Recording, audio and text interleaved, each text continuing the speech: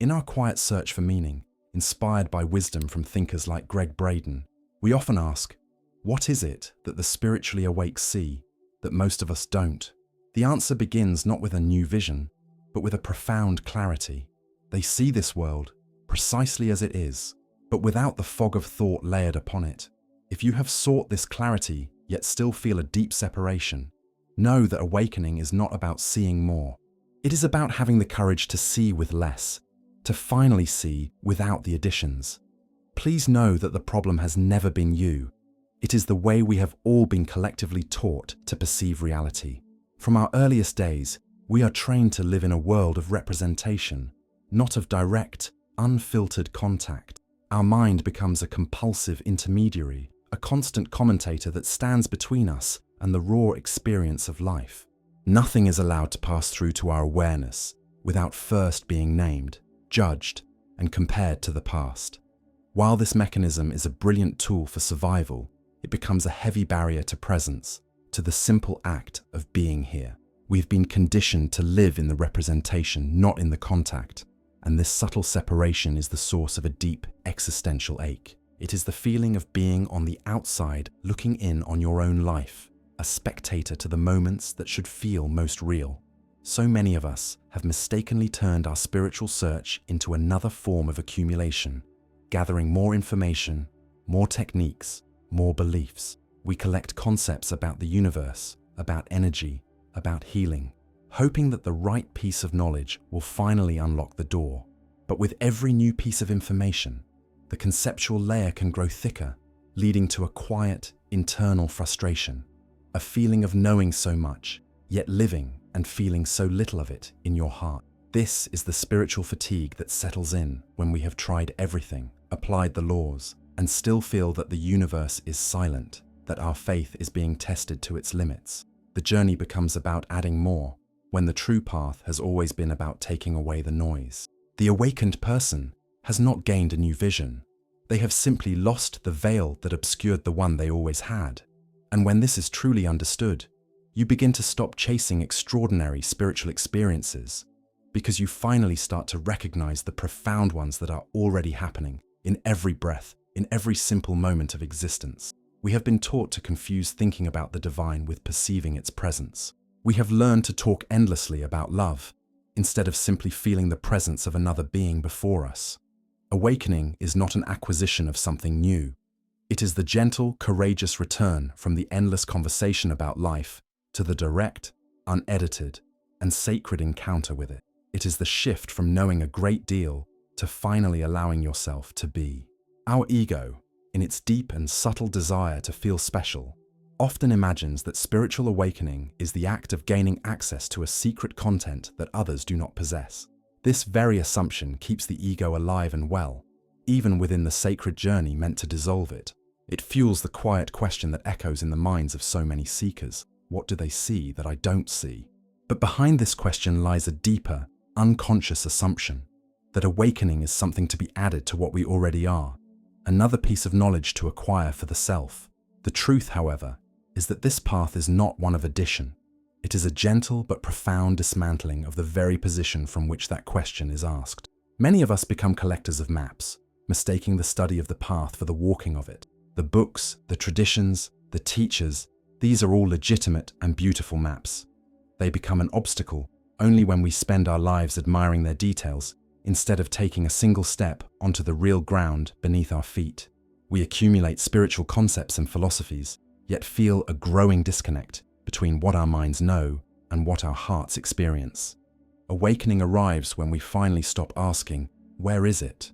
and find the courage to simply look with fresh eyes at where we already are. The profound and liberating truth is that the awakened person sees what everyone else sees. This understanding gently dismantles the false spiritual hierarchy that the ego works so tirelessly to build. The world has not changed for them. The inner obstruction to seeing the world as it truly is has simply dissolved. The veil of constant commentary has lifted, revealing the sacredness in the ordinary.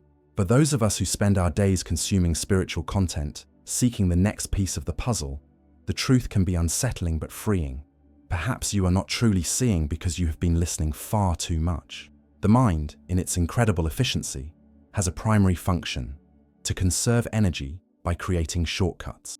It does this by placing labels on the world, turning the infinite richness of reality into a manageable catalogue of concepts. But in this process of naming and categorizing, it unintentionally steals the living, breathing novelty of the moment. A silent, almost imperceptible transaction occurs with every glance. First, your eyes see something. Instantly, your mind supplies a name for it, and in the fraction of a second that follows, the ego concludes with a quiet finality: I already know what this is. In that precise moment, the direct, unedited experience of reality is aborted before it has a chance to be fully felt. The connection is severed, replaced by a memory. Consider the simple act of looking at a tree. We rarely see the tree in its unique, unrepeatable existence. Instead, we see the concept of tree, and with that single word comes the entire weight of our past. The biological classifications we learned in school, the memories of climbing a tree as a child, the judgment of its beauty or its utility.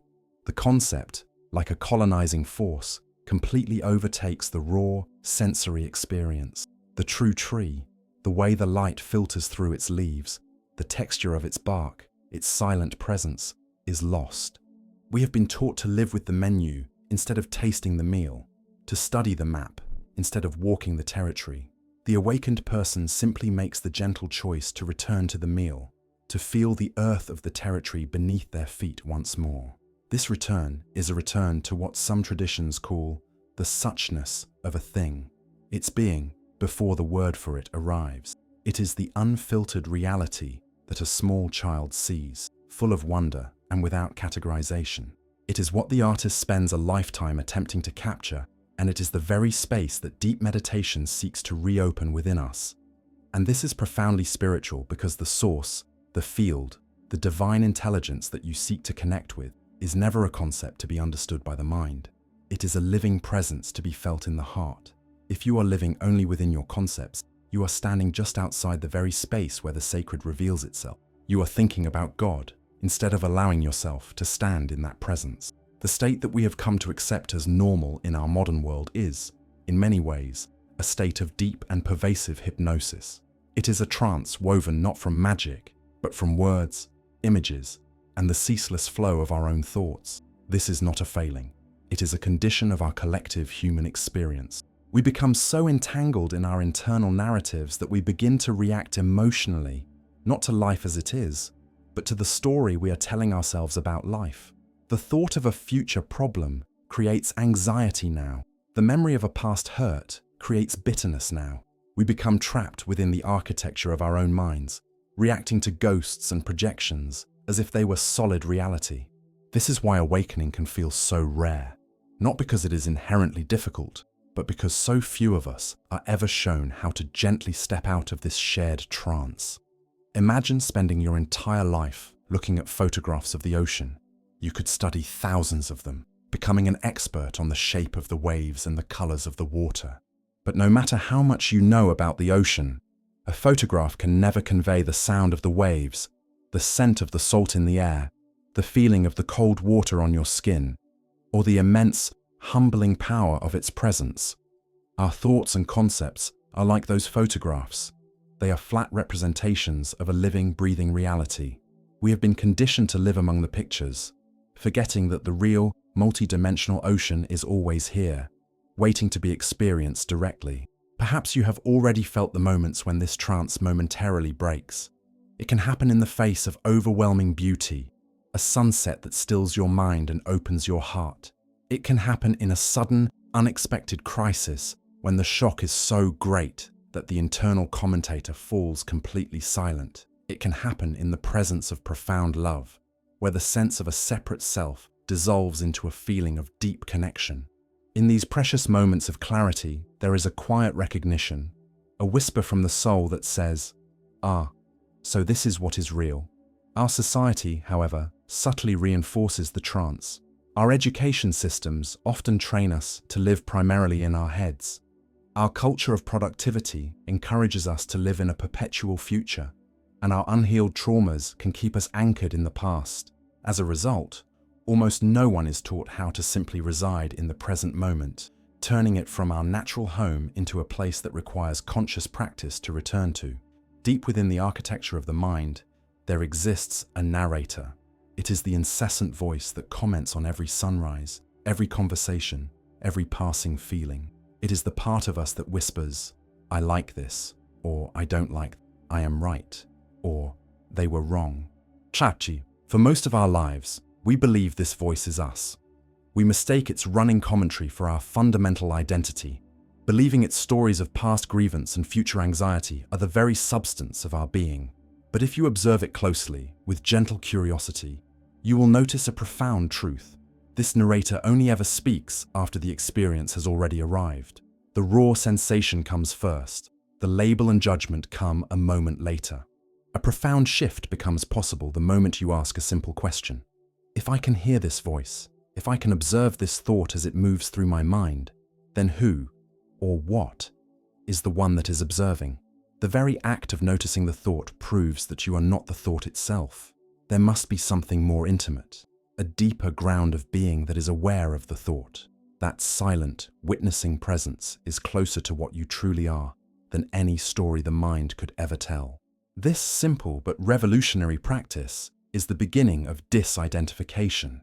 It is the discovery that you are not the voice in your head, but the awareness that hears it. This is the great inversion of identity that lies at the heart of awakening. Before, the belief was, I am the story that is being told inside my head. The shift is to the quiet, unshakable knowing that I am the silent, spacious awareness in which the story is allowed to unfold. And this is where true healing begins. An emotion like anxiety may still arise, but it is no longer you. It is seen for what it is, a wave of energy, an object moving through the vast field of your awareness. Guilt may surface, but you no longer need to become it. You can hold it with compassion, as a mother would hold a crying child, because you now know that you are the space that holds, not the fleeting storm that passes through. The most fundamental assumption we make about ourselves is that we are a separate self contained within a body, an isolated consciousness looking out at a world that is fundamentally not us. We feel the boundary of our skin and believe this is where we end and the rest of the universe begins. This idea of being an I inside a physical form is one of the first stories we learn, a convention of language that allows us to navigate our experience. But it is a convention, not a fundamental truth of existence. Life itself does not operate according to these rigid lines. There is a constant, seamless circulation happening in every moment that dissolves this illusion of separation. Consider the very act of breathing.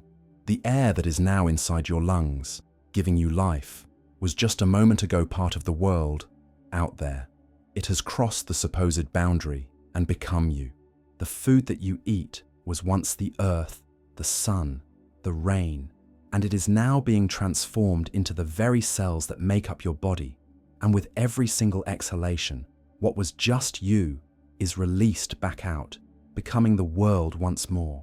So where, in this constant, fluid exchange, is the absolute line that truly separates you from everything else?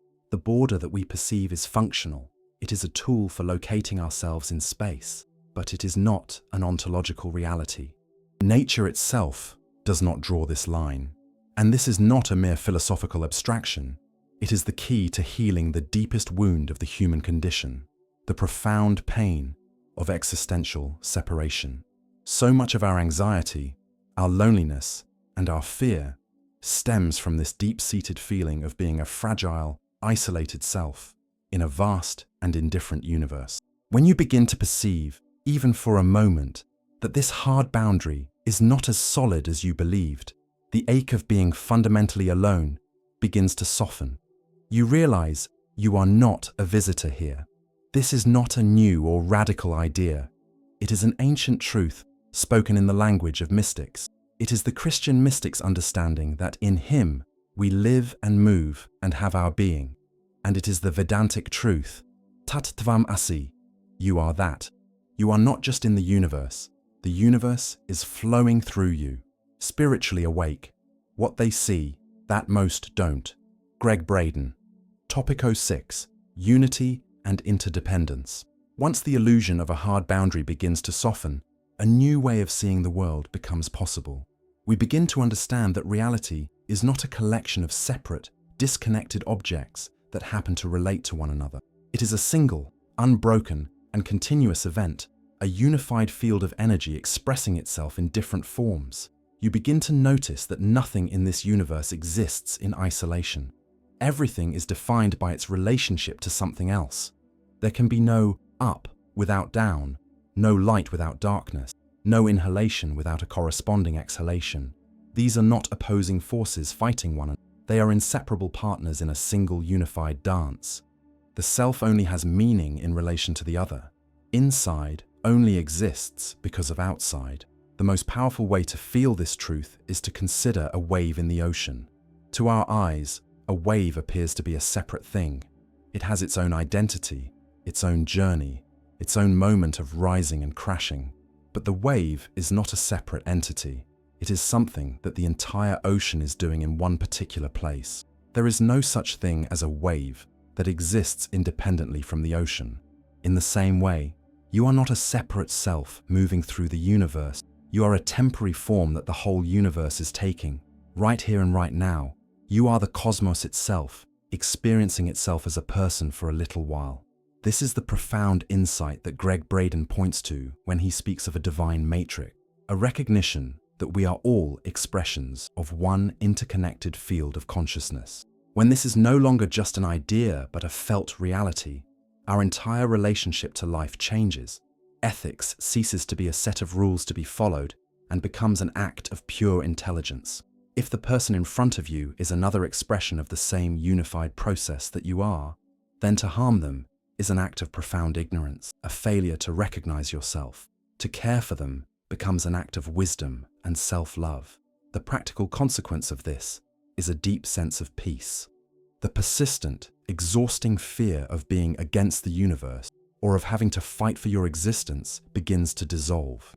It is replaced by a basic foundational trust, a quiet knowing that you are not just supported by the universe, you are the universe, and you can finally surrender to its intelligent flow. This growing sense of unity leads us to a profound and necessary question about the nature of reality itself. If consciousness exists right here, right now, as this very experience of being aware, could it truly be just a random accident, a temporary flicker that emerged from a fundamentally dead and unconscious universe? This is perhaps the greatest leap of faith required by a purely materialistic worldview. How can something so profoundly aware, so capable of love and wonder, arise from something that is entirely unaware? It is, as the philosopher Alan Watts once suggested, like trying to gather sweet apples from a bare brick wall. It defies a deeper intuitive logic. The spiritually awakened perspective suggests that we have it backwards. Consciousness is not an accidental byproduct of matter. It is the very foundation from which matter and all of life arises. You do not need to look out to the cosmos to witness this truth. The evidence is right within your own body. Consider the vast, spontaneous intelligence that is orchestrating billions of processes inside you at this very moment. Your heart beats in perfect rhythm. Your cells heal and regenerate. Your immune system responds to unseen threats. All of this happens without any conscious command from the you that you think you are. There is a profound organizing wisdom at work, a silent intelligence that knows how to create and sustain life. You are not doing this living. Life is living you. You are being breathed, being beaten in the heart, being healed. The great illusion is the belief that you are the one in charge, when in reality, you are a manifestation of a much larger intelligence. And this is where the popular idea of manifestation finds its true and deepest meaning. If you understand that reality itself is intelligent and conscious, you begin to realize that you do not need to struggle so hard, to push and force your will upon the universe. The work is not to impose your desires onto a dead world, but to align your personal frequency, your thoughts, your emotions, your beliefs, with the creative flow that is already happening. When you do this, you are no longer a separate agent fighting for what you want. You become a conscious partner with the intelligence of the universe. You are no longer trying to force the river to flow. You are simply aligning yourself with its powerful, effortless current. Perhaps the most deeply liberating aspect of this awakening is not a grand mystical vision or a spectacular display of cosmic power, but something far more intimate and humble. It is the profound sense of rest that it finally allows. However, the initial glimpse of this truth can feel terrifying to the part of us that has spent a lifetime trying to manage, control, and secure its existence. The ego, hearing that it is not in charge, immediately asks with a sense of panic, "If I am not in control, then who is? What will happen to me?" This fear is natural. It is the ego's final, desperate attempt to assert its own sovereignty, to hold on to the illusion that it has been steering the ship all along. It is the fear of letting go of a rope you never truly held. The awakened perspective offers a gentle and deeply compassionate answer. It is not that you have lost control. It is the profound realization that the separate, isolated you was never the one in control in the first place. The force that decides and the outcome that is decided are not two separate things. They are two sides of the same, unified process of life unfolding. With this understanding, the heavy burden of personal responsibility for the entire universe begins to lift from your shoulders. The energy that was once consumed by worry, by trying to predict every outcome and prevent every mistake, is now liberated.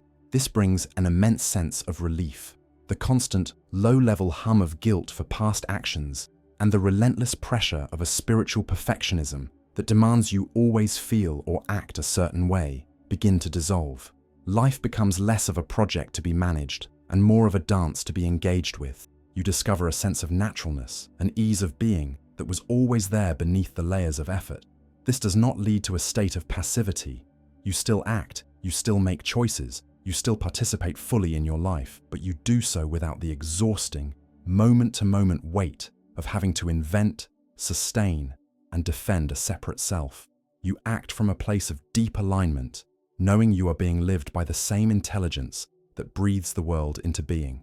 The architecture of the ego is built upon a foundation that does not exist in the real world, psychological time. That internal narrator, the voice we mistake for ourselves, is a storyteller, and every story it tells requires a past from which to draw its identity and a future in which to project its hopes and fears. It sustains itself by constantly moving between the two, feeding on memory and anticipation. If you take away the story of yesterday and the anxiety for tomorrow, the ego begins to lose its food source, its very reason for being. This is why so much of our inner life is spent oscillating between regret and worry, because this is the very dimension in which the separate self feels most real, most alive. We believe the past is a place we came from, a landscape that is forever behind us. But you can never truly go back to the past. You can only ever experience a memory of it, and the act of remembering is something that happens exclusively in the present moment. The pain, the joy, or the shame of a past event is not back there. It is a wave of energy, a cascade of chemicals and electrical signals rising and falling within your body, right here, right now. The past does not haunt you from a distant time. Its echo simply reverberates within the space of your present awareness, asking to be felt and released in this moment. In exactly the same way, we never travel to the future. We can only ever create an anticipation of it, an act of imagination that also occurs entirely in the present. The anxiety you feel about a meeting next week is not coming from next week. It is being generated by your thoughts and felt in your body today. The hope for a better tomorrow is a feeling of expansion you are creating within yourself right now. All of our perceived futures are projections, stories woven in the only moment that is ever real, the only place where life is actually happening, where sensation is felt, where sound is heard, where light is seen, is now. This present moment is not a bridge between past and future. It is the timeless field in which the illusion of time appears. It is the only point of true power. So why do we spend so little time here, in the only place that is truly alive? Because in the simple, unedited, sensory reality of the present moment, the ego, the storyteller, has no role to play. When you are fully absorbed in the feeling of warm water on your skin or the sound of the wind in the trees, the internal narrator falls silent. It fears this silence. this absence of problems to solve and narratives to maintain. It fears its own non-existence in the timelessness of pure being, and so it continually pulls us back into its world of memory and projection. To awaken, then, is not some complex spiritual feat. It is the simple, gentle, and courageous act of ceasing to flee. It is the moment you finally decide to come home to the only moment you have ever truly had. After the gentle work of dismantling has been done, after you have seen through the illusion of concepts, stepped out of psychological time, recognized the internal narrator as just a voice, and felt the porousness of the boundary between self and world, a profound question arises. What is left? When all the layers of the constructed self are peeled away, what remains is not something new or spectacular that you have gained. What remains is the simple, silent, and ever-present awareness that you have always been, from the very beginning. This is often the most overlooked part of the journey, because we have been conditioned to expect a grand spectacle, a flash of cosmic light, or a dramatic revelation. But the real is not an event. It is the silent space in which all events happen. It is quiet. It is subtle. And because it is not loud or flashy, so many of us, in our search for fireworks, pass right over it. This awareness is like the silent screen upon which the entire movie of your life plays out. Thoughts, feelings, sensations, and the entire world of form appear upon it. The screen itself is never the images. It is the ever-present background that allows the images to be seen. It never changes. It is never harmed by even the most tragic scene, nor is it inflated by the most joyful one. It is simply and always here, and that is what you are. Not you as the person, the name, the history, or the collection of beliefs, but you as the presence, the open, aware space in which the person appears. This is not a destination to be reached, but a reality to be recognized in this very moment.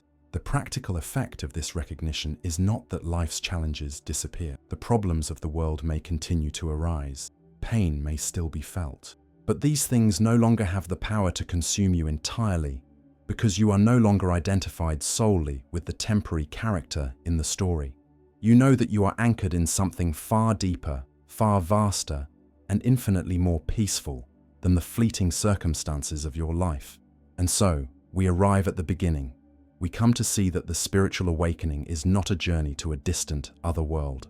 It is the courageous return to this world, but seen without the constant noise that we have learned to place between ourselves and reality. What the awakened person sees is a reality that has been here all along. They see the world directly, without the immediate filter of concepts. They perceive the underlying unity that connects all things, feeling the illusion of rigid boundaries soften and dissolve. They experience consciousness not as an accidental product of the brain, but as the very foundation of existence. They learn to live in the eternal now, understanding that it is the only place where life truly unfolds. Ultimately, they realize that they are not just the small, transient wave, but the vast ocean itself, the field in which all content appears. Yet, it is essential to remember, with great humility, that everything we have spoken of here are still just words. They are a menu, not the meal. They are a map, not the territory. The words can point the way, but the transformation that you seek does not happen in the realm of ideas. It happens in the silent, living moment, when you finally put the map down and dare to look with your own eyes, to feel with your own heart. Perhaps you could try it now, as a gentle invitation. Wherever you are, allow yourself to look at something in your space, without the mind rushing in to name it. Just for a moment, simply see. Allow the sounds around you to enter your awareness, without the need to judge them as pleasant or unpleasant. Simply hear. Feel the subtle sensation of your body being breathed, without any effort on your part. And just notice that all of this, the seeing, the hearing, the feeling, is all appearing within the silent open space that you are. And when you begin to live from this place, as present, spacious consciousness, rather than a needy and separate ego, something remarkable begins to happen. That which you once called manifesting or attracting starts to occur with a sense of grace and effortlessness. This happens not because you have become better at asking, but because there is no longer a separate self demanding things from the universe. There is only life itself, joyfully aligning with its own nature, flowing through you as you.